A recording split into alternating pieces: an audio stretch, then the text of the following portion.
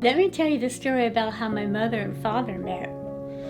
My dad was in the Navy, and he had a friend named Louie who was in the Navy too.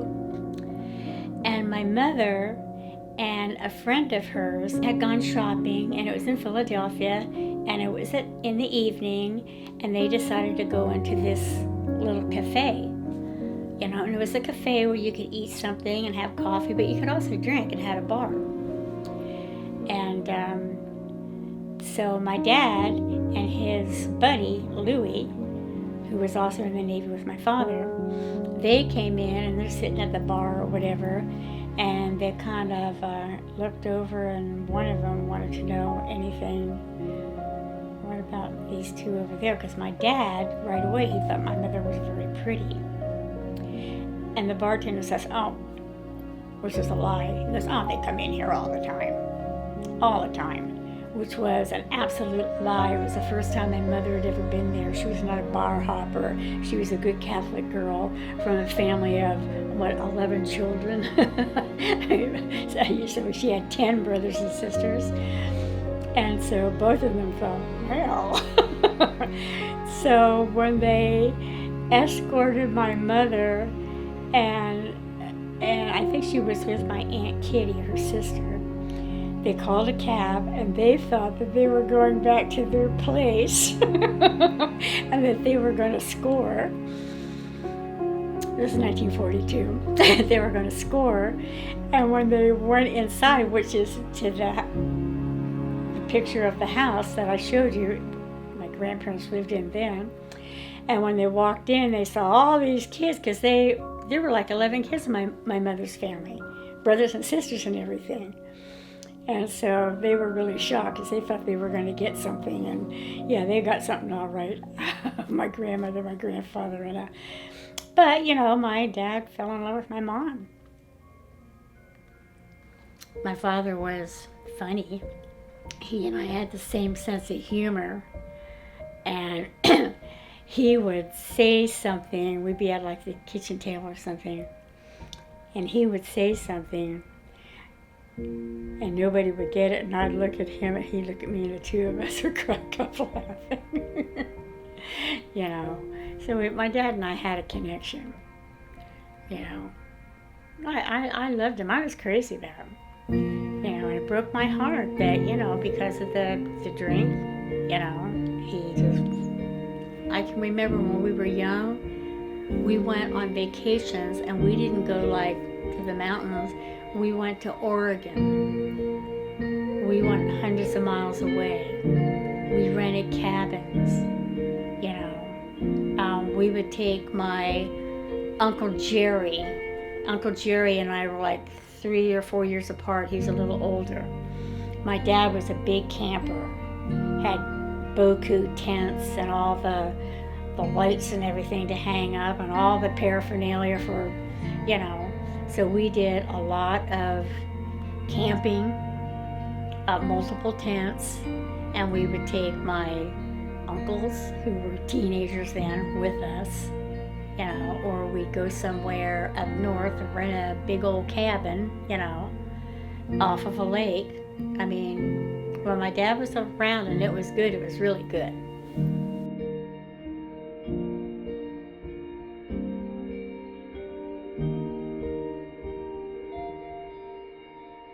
I love my mom. She was such a good person. She was so good to everybody. But all my friends loved her.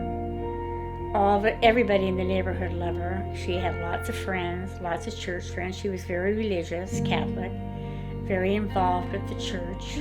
I used to love to talk to my mom about when she grew up in Philadelphia, in Philly, because I had very vague memories of that, when I lived back. As a matter of fact, I've got some pictures there of it with Grandma and Grandpa McCormick,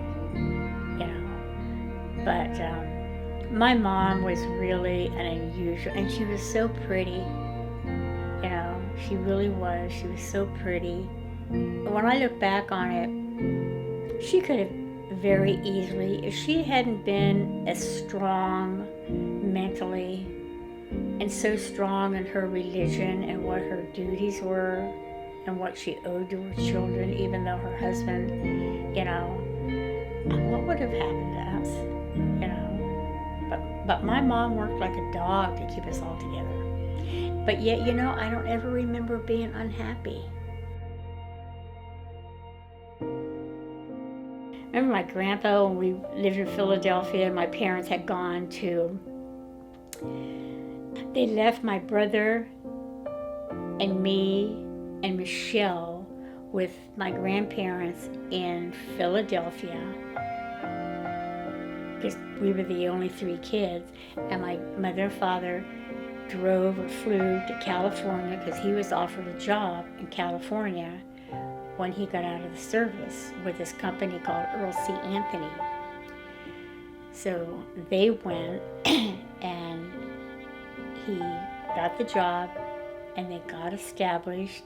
So we, the 3 of us, in that one picture, that was at my grandma's house with all the snow, you know, coming down. Big, huge bay window, and I love it. All my aunts and uncles running around and everything, teenagers and all that. And my grandfather was so sweet, you know.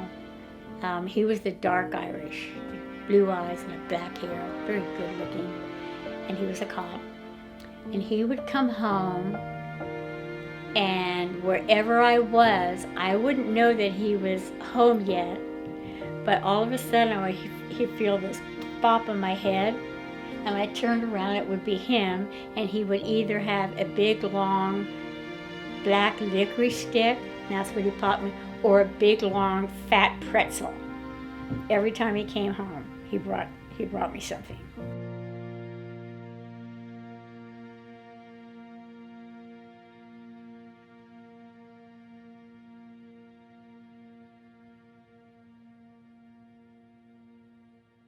I had a happy childhood. I mean, I really did. I mean, I had a happy childhood up until when things kind of fell apart between my parents, you know. But I was older then, and what made me so unhappy was that my mom was so hurt, you know. And my dad didn't do the right thing. He walked off and left us. You know, left my mom with 8 children, you know, but we managed to make it. I mean, if it hadn't been for the Catholic Church, and people that we were renting the house from when my dad left, that lady let us live there for nothing for the longest time until we moved out. Because my mom couldn't pay the rent, so she came to talk to my mom, and my mother broke down crying, and I will never forget this woman till the day I die. She let us live there for nothing. And so we went on welfare, and if it weren't for welfare, we wouldn't have had any food to eat, you know. But we managed to make it, and you know what? We had friends that lived in big homes that we went to school with. They had big homes and everything, and their parents had money and blah, blah, blah. And you know where everybody wanted to come? To our house. To our house. These kids that lived in Fig Garden Village and all those places that we went to school with and friends with, they wanted to come to our house because it was fun. And it was a big house. Big living room, big dining room connected to that, but we were a very religious family, you know. And on a certain night during the week, I think it was, I'm not sure, I want to say Fridays, we said we were Catholic, and we did the rosary, and that means we were in the dining room, and we turned off all the lights, and we had like a little buffet that was built into the wall, and we would have the candles up there, and then the picture of the Blessed Mother, and we would get on our knees in the dining room and do the rosary with the lights off. Our friends knew on this particular day or night, whatever it was, I don't know what night, but it was the same night every week. They would come over, and they would we never locked the front door. Nobody locked doors then. They'd open the front door, walk in, sit on the couch in the living room till everything was all over. And then we'd turn on the lights and we'd go out there. There'd be 2 or 3 of my brother's friends and maybe one of my girlfriends that lived in the neighborhood. And the Robinsons were doing the rosary.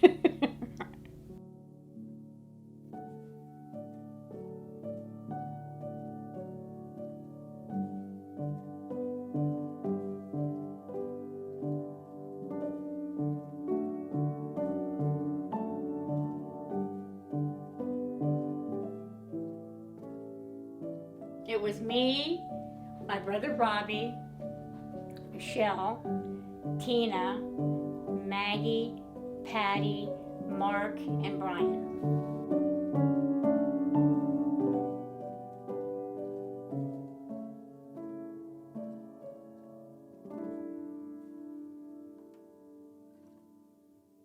I love growing up. I had a good, even though we didn't have money, I had a very happy childhood growing up with my brothers and sisters. There's a lot of laughter. By the time my brothers and sisters came up, one of the priests from the church said, your kids should be going to Catholic school. So he made it to where my brothers and sisters were able to go to Catholic school, got uniforms and everything, and my mom didn't have to pay for it, you know. And they got an excellent education, you know. But, yeah, the Catholic Church was very good to us. But the thing I hated about it so much is we knew the priests and the brothers. When you went to confession, the priest knew you, so we were trying to discourage. My brother Robbie says, I can't stand it. I know he knows who I am, so we're trying to disguise our voice. Well, I went to Fresno High, and it was a great school. You know, I mean, I don't remember too many of my teachers and everything. I did pretty well in school. I wasn't an outstanding A+ student, but I did really well. You know, took a lot of classes and everything. It was Fresno High School, and these were kids that I went to junior high with, and then gone into high school. But it's funny, I never dated anybody from high school, because by that time I had already met people outside. You know, like one of them, Richard Darter, who I was crazy about. I remember one night, Richard Darter and I and another couple, we were going to sneak to this person's house that somebody told us that they were on vacation, and they had a swimming pool in the backyard. And in Fresno, in the summertime at night, it's still hot. And if you got a swimming pool, your pool is heated from the heat.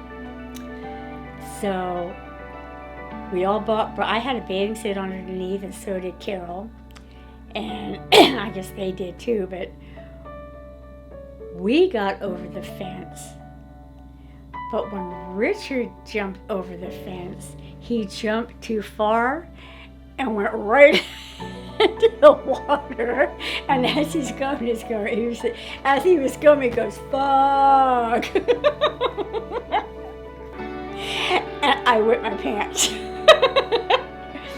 I laughed so hard I wet my pants, and I went, Carol, I got to pee. Oh, Jesus, you better not. I can't hold it.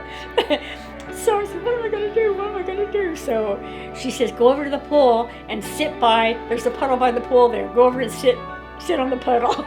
Because they didn't want the guys to know that I peed my pants. So that's what I did.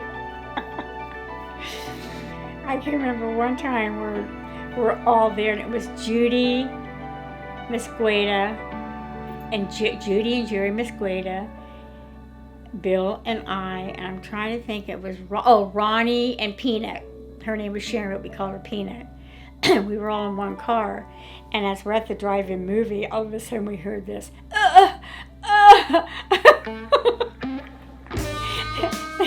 They had the radio down. The car next to us, and we look over, and we see from the back seat these legs up in the air, touching the top of the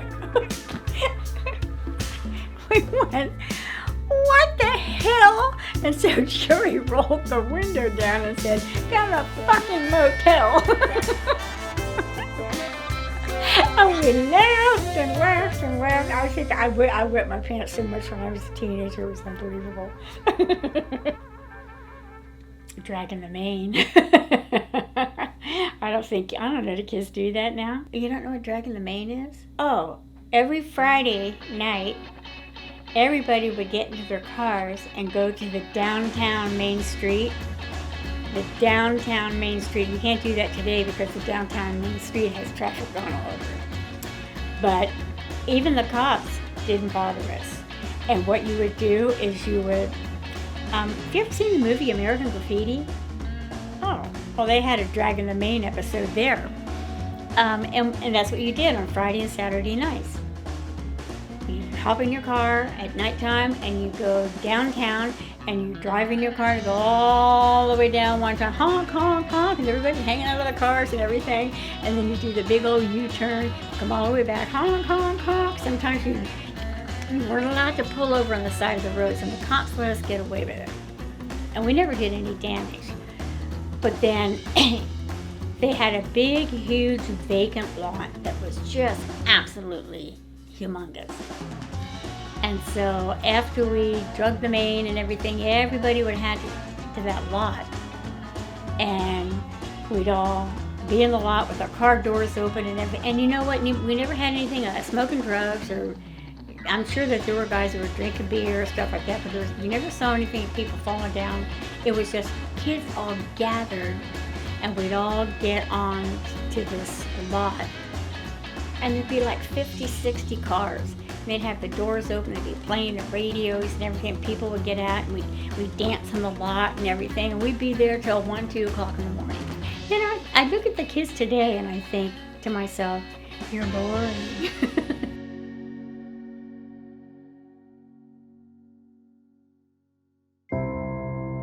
When I first met him, I was in high school. When I first met him, I was in high school. And I had a friend named Judy, and Judy had a boyfriend, and her boyfriend, Jerry Muscoda, her boyfriend and Bill were friends. And so she set it up, and that's how I first met him.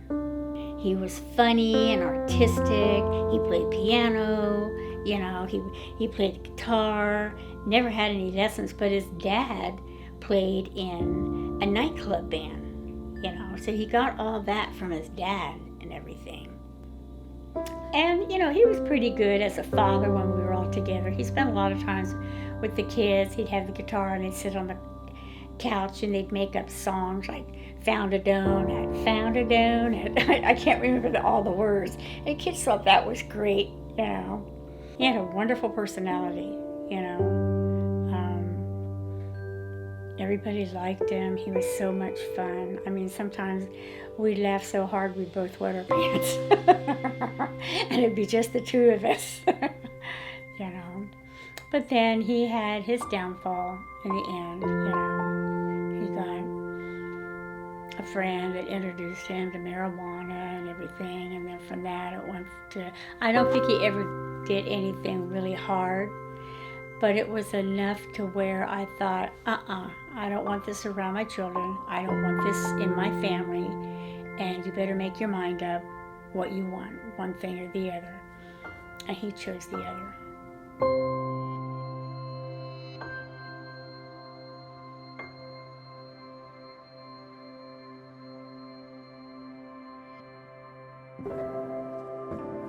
But then there I was with 3 kids, and I thought, my main thing was my daughters. They didn't ask to be put in this situation.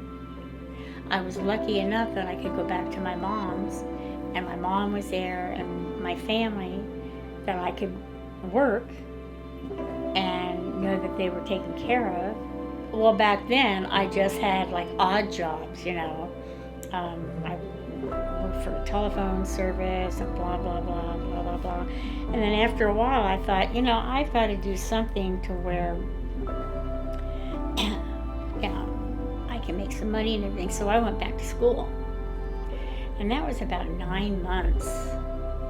9 months, almost a year, but not quite a year. And passed with flying colors and got a job right away. And I was in the medical field ever after that, and made enough money to support myself, my kids, and we had our own place and everything else. You know, it was nice. Dr. Hirsch and Dr. Kashulis in Los Gatos, California, they had an office, and they hired me right away, and I was with them for 13 years. We would have parties at the Kashulises, and they had a big, of course they had money, they had a big, huge pool, and everything would be catered. This would be summer parties. Everything would be catered and everything, or going to Dr. Hirsch's.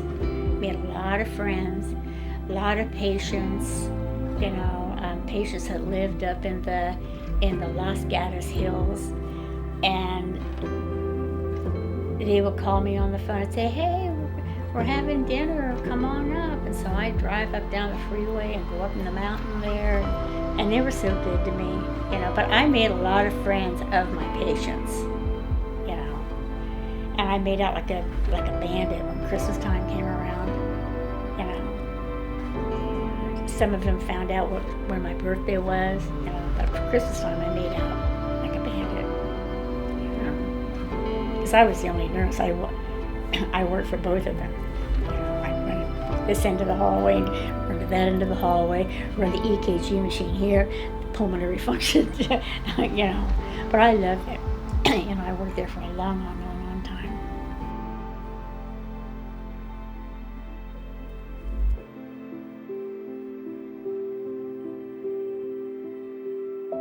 When Dara was born, she was so tiny. She was so tiny when she was born. She was so tiny it was scary. And she had bought a crib for her and everything, but I didn't want to put her in it. So a friend, because she was so tiny, so a friend gave me a bassinet. So I would sleep and she'd be right by the bed, and I would sleep with my hand on her back to see if I could feel her breathing all night long. You know, she was so tiny. She was so cute and everything. All my daughters were really cute.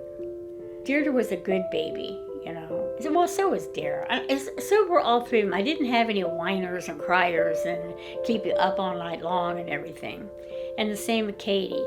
But once they got to the point to where they were walking and stuff, we had a park near our house called Roding Park, and I would take them to the park all the time.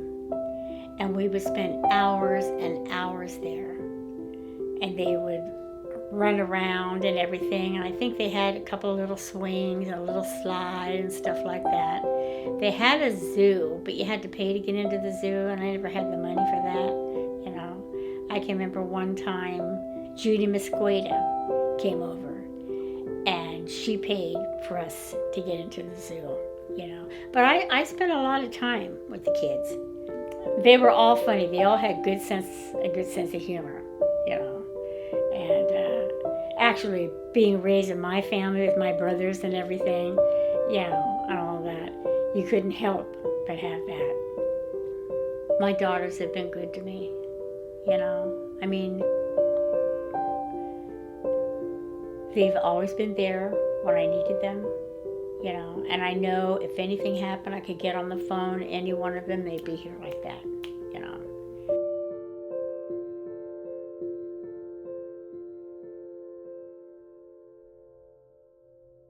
If you ever see those cartoons where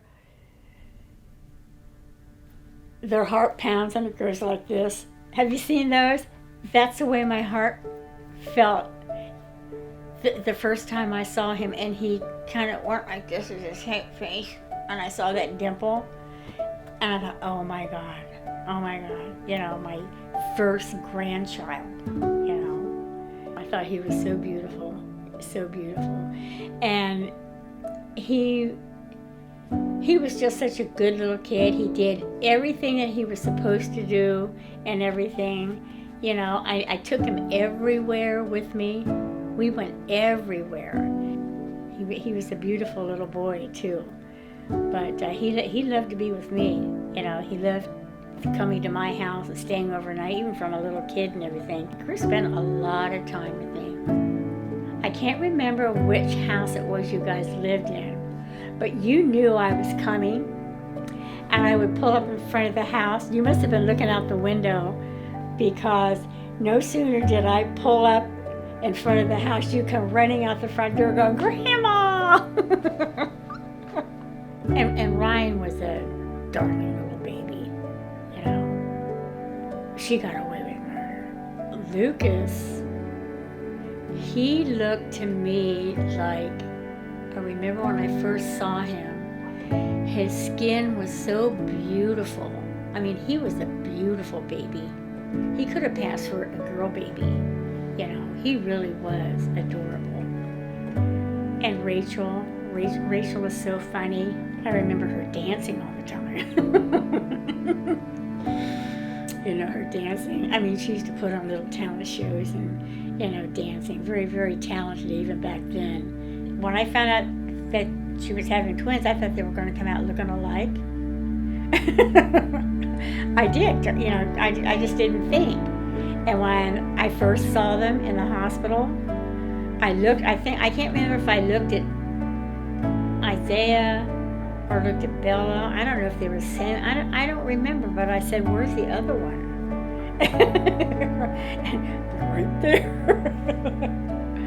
My grandchildren, I am so proud of every single one of you. I mean, really. I mean, you guys are, there's not a dunce in the group. You're all bright and smart, and you've all got personalities, you know. You are. And Addie is the same way. Addie is the same way. The last time we were all together and we were out at the park, she is so bright. You know, it's hard for me to tell yet with Watson, but I love Watson when he smiles his teeth. He's going to be a pistol, but I love my great grandkids.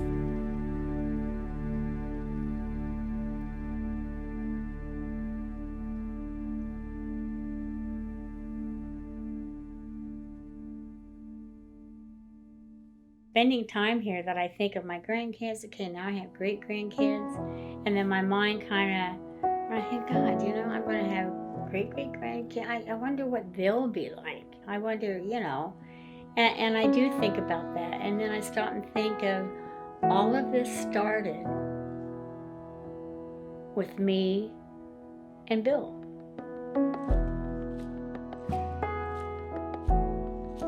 All this big family.